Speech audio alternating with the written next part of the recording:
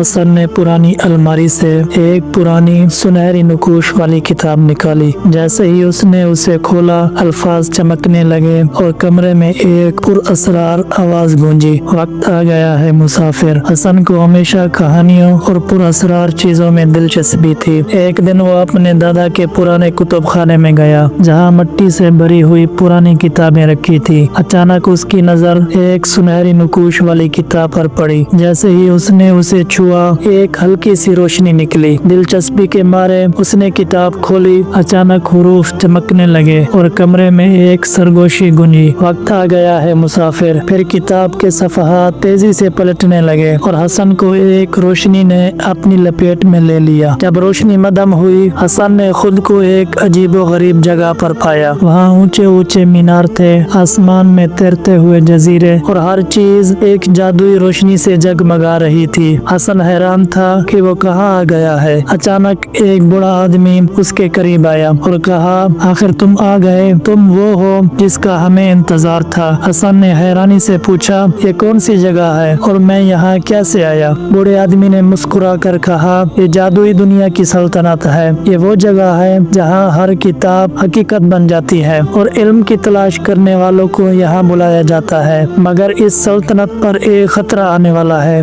حسن نے فکر مندی سے پوچھا، کیسا خطرہ؟ بوڑھے آدمی نے کہا، بھول اور غفلت کے اندھیرے اس سلطنت کو نگل رہے ہیں۔ اگر علم کی روشنی مدھم ہو گئی تو سب کچھ ختم ہو جائے گا۔ صرف تم ہی وہ شخص ہو جو یہ روشنی دوبارہ جگا سکتے ہو۔ حسن نے ہمت سے کہا، مجھے کیا کرنا ہوگا؟ بوڑھے آدمی نے حسن کو ایک روشن قلم دیا اور کہا، اس کتاب میں سچائی، نیکی اور علم کے الفاظ لکھو تاکہ بھول اور غفلت کے اندھیرے ختم ہو جائیں۔ حسن نے قلم اٹھایا اور کتاب کے خالی صفحات پر نیکی، محبت اور سچائی کے الفاظ لکھنا شروع کیے۔ جیسے جیسے وہ لکھتا گیا، سلطنت کی عمارتیں اور آسمان پہلے سے زیادہ روشن ہوتے گئے۔ اندھیرا پیچھے ہٹنے لگا اور جادوئی سلطنت دوبارہ جگمگا اٹھی۔ بوڑھے آدمی نے مسکرا کر کہا، تم نے ثابت کر دیا کہ علم اور نیکی کی طاقت ہمیشہ اندھیرے پر غالب آتی ہے۔ اچانک حسن نے خود کو واپس اپنے کتب خانے میں پایا، مگر اس کے ہاتھ میں وہی جادوئی کتاب تھی جس کے صفحے چمک رہے تھے۔ اس کہانی سے ہمیں یہ پیغام ملتا ہے